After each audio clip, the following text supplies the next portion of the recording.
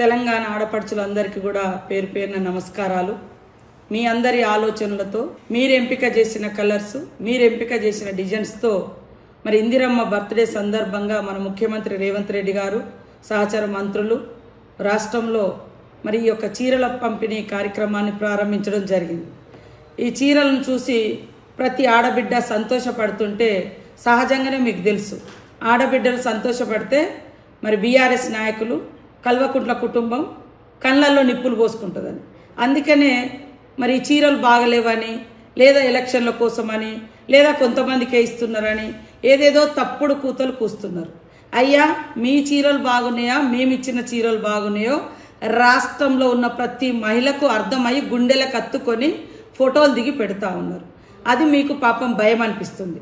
మేము ఈ చీరలకు ఆర్డర్ ఇచ్చి దాదాపుగా 1 year కావస్తుంది. ముఖ్యమంత్రి గారు కన్న కళ ఏంటిదంటే 1 కోటి మంది మహిళల్ని కోటీశ్వర్లను చేయాలి. 1 కోటి మంది మహిళలు కావాలి అంటే మరి 1 కోటి మంది మహిళలను మహిళా సంఘాల్లో చేర్చాలనే లక్ష్యంతో ఈరోజు ఇచ్చిన 67 లక్షల చీరలు సరిపోవట్లేదని ఇంకా 33 లక్షల చీరల వరకు మరి మళ్ళీ ఆర్డర్ ఇవ్వడం జరిగింది. దాదాపుగా అంటే పూర్తిగా 1 కోటి మందికి. దీన్ని నిస్సిగ్గుగా మరి హరీష్ రావు లాంటి ఒక నాయకుడు, అబద్ధాల కేరాఫ్ హరీష్ రావు, నేను ఎప్పుడో చెప్పిన కదా, అబద్ధాలకు నిలువుటద్దామని. మేము 67 లక్షలకు ఆర్డర్ ఇచ్చినాం. 67 లక్షల చీరలు రాష్ట్రంలో పంపిణీ జరుగుతున్నది. అది గ్రామీణ ప్రాంతంలో ఒకసారి, మరి పట్టణ ప్రాంతంలో మరొకసారి. ఎందుకంటే చేనేత కార్మికులు ఏదో మేము దుబాయ్ నుంచి లేదా సూరత్ నుంచి కిలోల కొద్దీ తీసుకొచ్చిన చీరలు కాదు. చేనేత కార్మికులు వాళ్ళు స్వయంగా నేర్చిన చీరలు మేము అక్కడే ఆర్డర్ ఇచ్చినాం కదా. మీకు చిత్తశుద్ధి ఉంటే కేటీఆర్, హరీష్ రావు, కవితమ్మ ముగ్గురు పోయి సిరిసిల్ల కార్మికులతో మాట్లాడి ఇక్కడ రాష్ట్ర ప్రభుత్వం నుంచి ఎన్ని చీరలకు ఆర్డర్ ఇచ్చిండ్రు, ఎప్పుడు అయింది అని ఒక్కసారి తెలుసుకోండి. తర్వాత గతంలో 60 ఏళ్ళు దాటితే మహిళా సంఘాలలో ఉండకూడదనే నిబంధన ఉండే. ఇప్పుడు దాన్ని కూడా తీసేసి దాటిన వాళ్ళని కూడా సంఘంలోకి తీసుకుంటున్నాం. కాబట్టి మహిళా సంఘంలో ఉన్న సభ్యులకు ఇచ్చుకుంటూ మహిళా సంఘంలో 1 కోటి మందిని చేర్చాలి. కాబట్టి ప్రతి మహిళకి ఇచ్చి సంఘంలో చేరండి అని సారబెట్టి చీర పెట్టి మేము సంఘంలోకి ఆహ్వానిస్తున్నాం. ఇక్కడ ఏం తప్పు కనపడ్డది? నీ తప్పు నేను చెప్తా.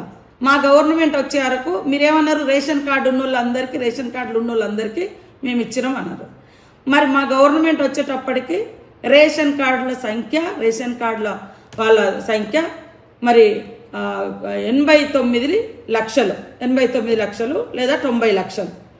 మీరు ఆర్డర్ ఇచ్చిందే 90 లక్షల చీరలు. మరి మిగతా దాదాపుగా 50,000 చీరలు ఎవరు తీసుకున్నారు, ఎవరికి పంచుకున్నావు?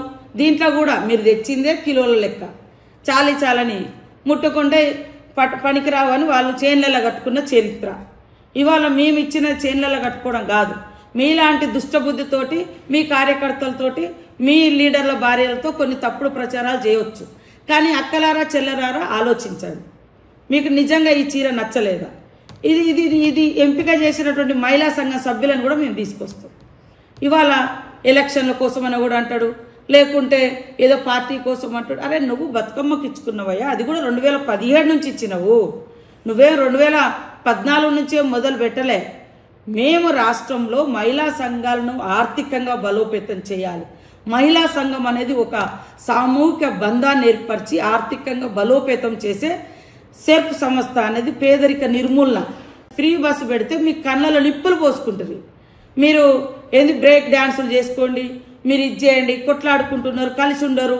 ఇంత దుర్మార్గమైనటువంటి నీచమైన రాజకీయాలకు ఒడిగట్టడం ఈ బీఆర్ఎస్కే చెల్లింది, కానీ ఇంకొకటికి చెల్లదు. ప్రతి ఒక్క మహిళ ఇవాళ బస్సును వాడుకునే వాళ్ళు కానీ, గ్రూపులలో ఉండి వడ్డీ లేని రుణాలు తీసుకునేటువంటి వాళ్ళు కానీ, ఆర్థికంగా అభివృద్ధి చెందే వాళ్ళు కానీ, ఇలాంటి బీఆర్ఎస్ చిల్లర నాయకులకు బుద్ధి చెప్పాల్సిన అవసరం ఉంది. ఇవాళ ఎక్కకపోని కష్టాలు ఉన్నోళ్ళు ఉంటారు, కన్నీళ్ళు ఉన్నోళ్ళు ఉంటారు. ఏదో మీటింగ్ కానీ వస్తారు, లేదా ఏదో పెళ్ళికి పోతారు, ఆడి నుంచి ఒక ఫోన్ వస్తుంది.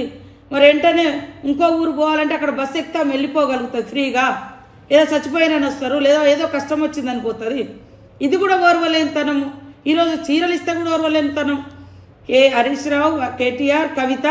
ఇవాళ కవిత అంటే 150 రూపాయల చీర రేషన్ కార్డు మీద ఇస్తే ఎస్, మా మహిళలకు అందరికీ మేము ఒక యాప్ క్రియేట్ చేస్తున్నాం. వాళ్ళు ఎవరు, ఎక్కడ, వాళ్ళకి ఏం పేదరికమైంది, వాళ్ళు ఏం లోన్ తీసుకున్నారు, వాళ్ళకి చీర వచ్చిందా లేదా, వాళ్ళకి ఎన్ని లక్షల లోన్ వచ్చింది, ఎంత రుణం బీమా మాఫీ అయింది, ఎవరైనా చనిపోయిన వాళ్ళకు మేము 10 లక్షల ఇన్సూరెన్స్ కూడా ఇస్తున్నాం యాక్సిడెంటల్గా. మీ ముఖాలకు ఎప్పుడైనా ఆలోచించిరా? వాళ్ళు కష్టపడి సంపాదించినటువంటి 500 కూడబెట్టుకున్న అభయహస్తాన్ని కూడా దాదాపు 1800 కోట్లు దోసుకున్నారు మీరు. పావుల వడ్డీ అని చెప్పి మోసం చేసి 3500 కోట్లు ఎగ్గొట్టిపోయింది మీరు. ఇవాళ మేము వచ్చిన కాంచి 27,000 కోట్లు మహిళలకు బ్యాంకు లింకేజ్లతో పాటు ఇప్పటి వరకు దాదాపు 1300 కోట్లకు పైగా వడ్డీ లేని రుణాలు మేము అందజేస్తూ ఉన్నాం, ఇంకా ఇస్తున్నాం. మీరు ఎగ్గొట్టిపోయారు.